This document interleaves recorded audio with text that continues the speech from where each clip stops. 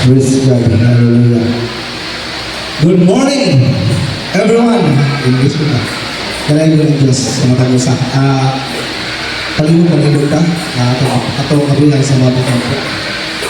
Balaan ang magulmao ng mga Diyos. Salamat Lord sa iyong pagkanayo sa matang pagkinabuhi. Salamat Lord sa pagkakagin ng kusog.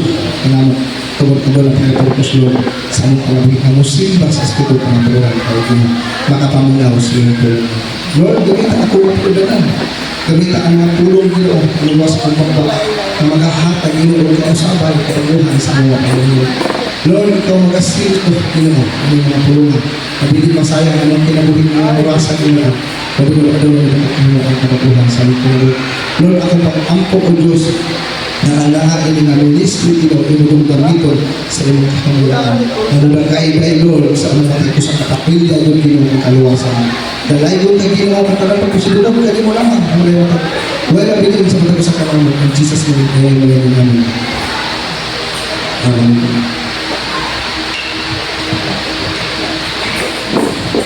Kumusta mga isol? Kira? Katawin daw yung katawan. Ay, smile.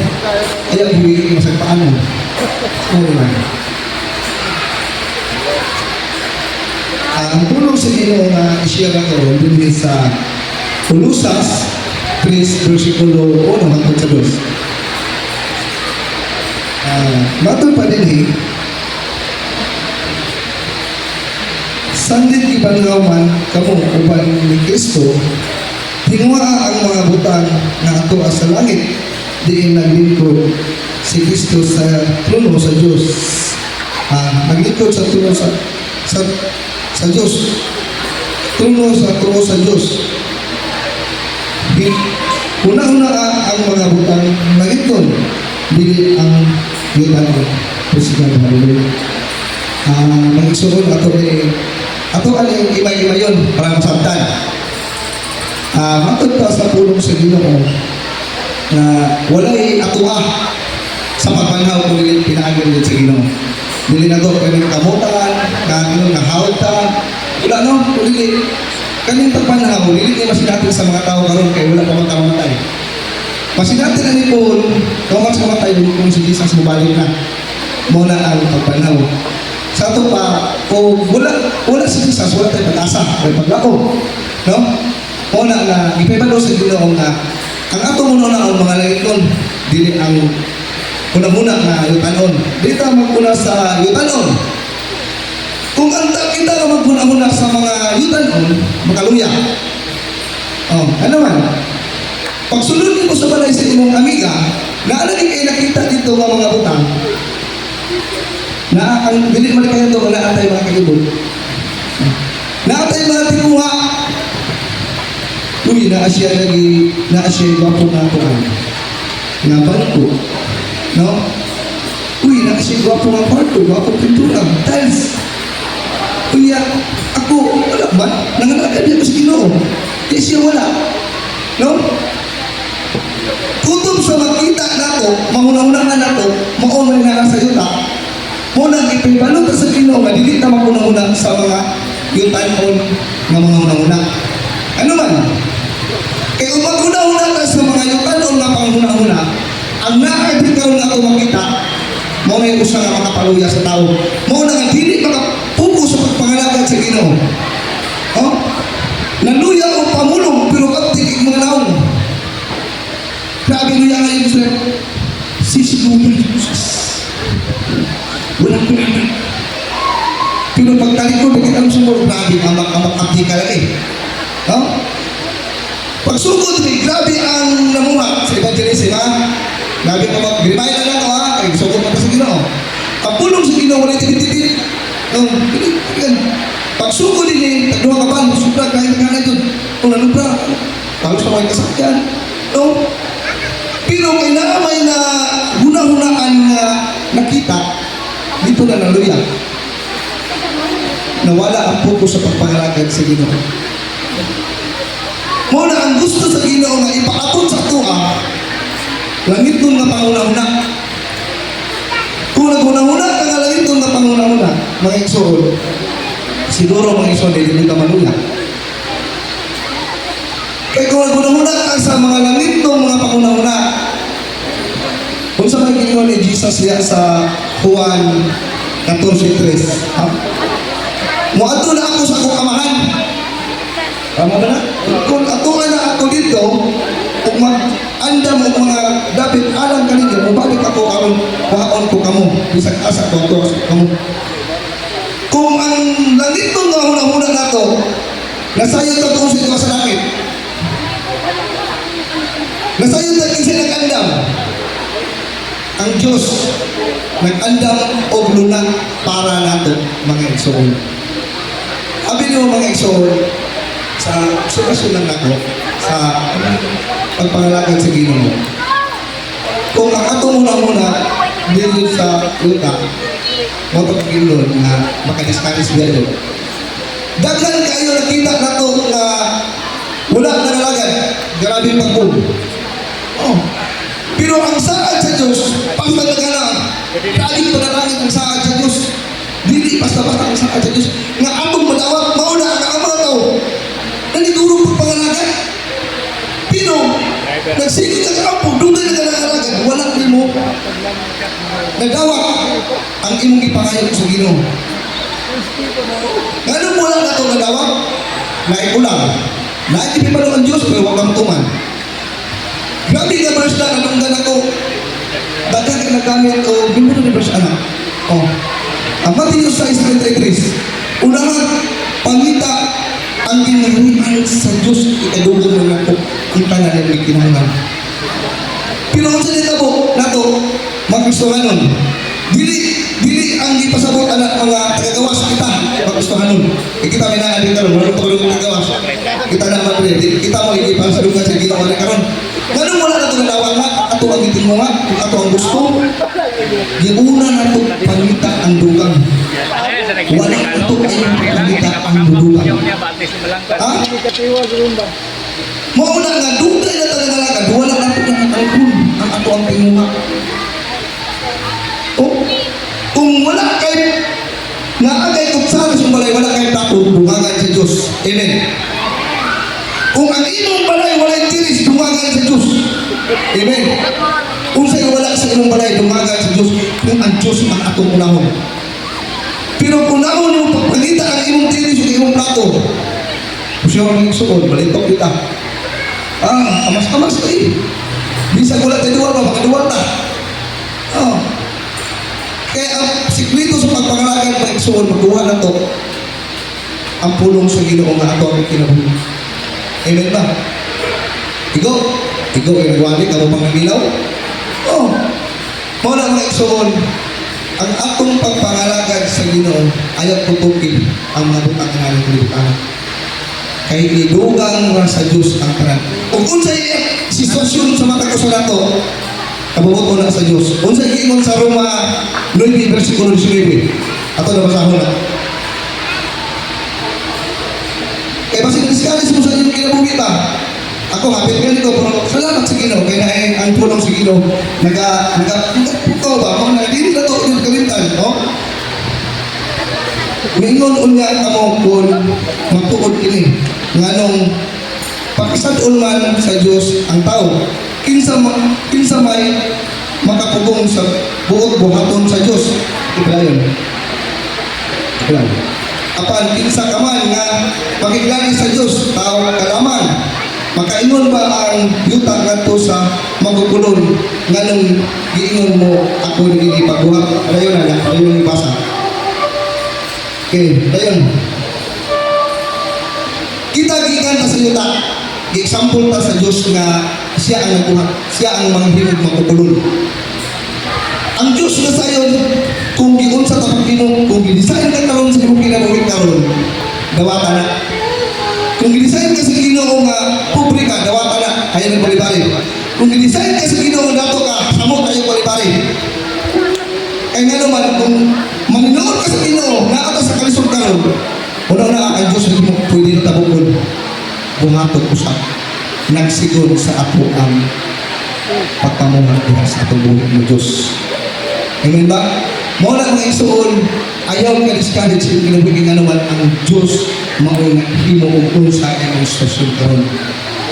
Wala tayo pwede nga pangutana sa Diyos kay nga naman ang Diyos adunay purpose sa matag usa nato kinabuhi. Daghan ko kaila na sa una hasta yung sulat kentang pero karon grabe bless sa Ginoo. Grabe padato pag maayo sa Ginoo. Daghan ko kaila nga yung anak karon ko. Mas daghan ko kaila. Nagdugan ng nalagad sa Ginoo pero nagpabinundan ko. Ano man, wala nakuha kung unsa ang isulti sa Diyos sa matag usa ng buhay. Kung tinuod na ito ang Ginoo igsoon, makita ang nato kung unsa ang buhaton sa Diyos. Unaha ang Diyos. Amen. No? Lucas 1:37, ang sa Ginoo na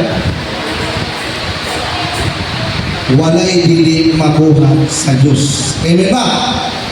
Ang tanan mahimong sa Diyos muna mga igsoon sa ato ang pagpangalagat ato yung ipugyan sa Ginoo ang tanan. Ayaw yung himo ang mga igsoon nga naluya ka kaya ang kaaway na katang sa imuha. Mabaslain ang tao gikan sa Kristiyan na naman sa inungdan. Dili na makampo. Di na mapasa sa kulong sa Ginoo. Desisyon. Backslide. May labot ang Diyos. May labot ang church na naman. Desisyon na sa tao. Wala na yung desisyon kung palayo ka sa Ginoo kung hindi itaw lang. Mauna mga igsoon. Gitigaan ta sa Ginoo o dakong pagtagan. Itugma ta sa Ginoo. Sa kailangan tao sa kalibutan, usap ta nga gitigaan din sa Diyos. Aron para sa iyo. No? Wala mga igsoon na nagpasalamat ko sa Ginoo nga usa ko gigamit sa Ginoo. Pasalamat ko sa Ginoo mga igsoon nga nakadawat ko mga panalangin nga diha sa Dios. Kaya kung wala ang Dios mga igsoon, wala ko kung nanay sa pagpangalangit sa Ginoo. Ang Ginoo nga sa iyo sa kasing-kasing. Eh pwede naman magpakita sa inyo ang anak. Pero kung makita sa kasing-kasing, sa mismo ang Diyos nakita sa kasing-kasing.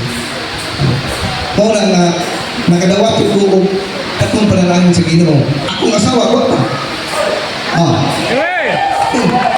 Gidalan ko na ang akong asawa sa tubangan sa Ginoo ang muna akong panumpakan. Dili ang tawag ko ng Diyos. Panalangin na, guwapang asawa. Nakidwa ka anak. Guwapa po. Guwapang papa. Hallelujah. Glory to God. Really. Daghan mga butang ng ipasinatin sa Ginoo sa kuha nga makaingon ko kung wala ang Diyos dili ko makaplan nga ng mga butang. Pero nasayang ko mga igsoon kung kinasingkasin ta nga mga lagad sa Ginoo, labaw pa ang inyong madawat gikan sa tuwa. Ano man. Kung unsay nadawat ni pastor, gikan sa espirituhanon hangtod sa mga butang nga material, wala ikaw sa Diyos sa matag usa nato ano man. Si pastor o si pastora kita usap sa tubangan sa Diyos. Wala'y pinalabi atong buhay ng Diyos. Mga tabang so, atong balikan ang pulong sa Ginoo ng kinahanglan mga langit doon na mga butang ang atong nan. Kung saan ang mga langit doon na butang para makabaluta? Adlaw o gabi magbasa ka sa pulong sa Ginoo.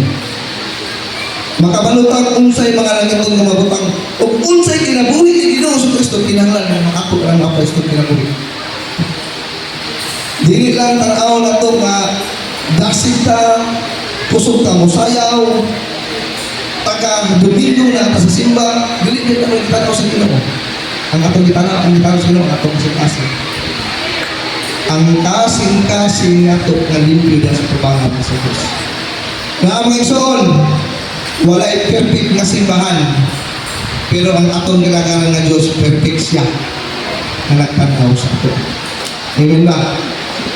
Kung nadalaygon ang Ginoo mga igsoon, atik na. Tunatan po naman.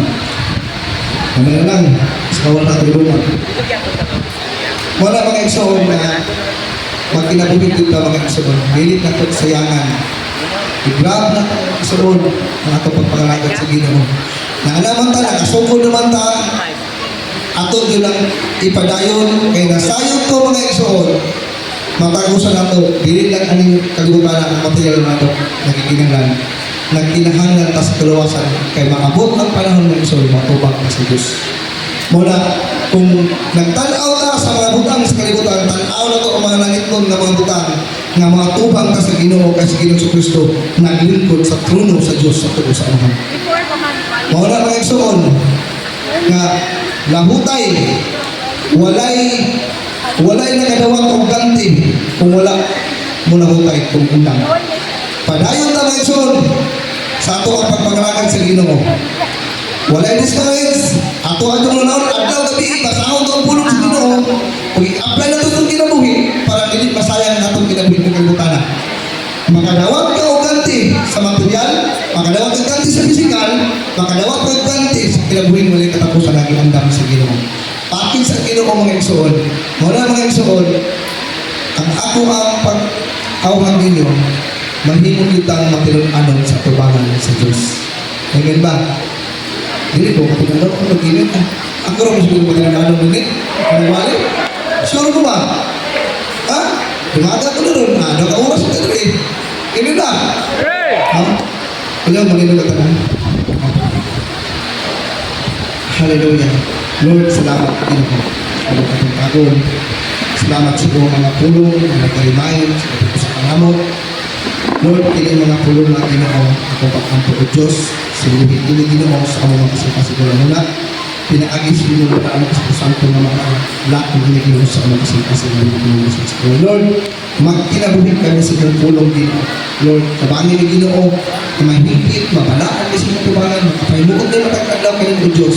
Lord, ang tanan mo kanan ay napitag ikaw sa pinagkamayan hangtod sa pinagkatanan. Ikaw, O Diyos, magkasilo, mag-abot sa mga hindi kalugo, Lord, na walay buhat sa katawan na muhat ng kalungkatan. Lord, bisan pa man mo sa panang gamito ni Ginoo nga kami kabuntagon sa panimahon, Lord, ikaw mga-bless, ikaw mga-puno, Ginoo, sa mga kantong natin sa mga waway at sa mga musik.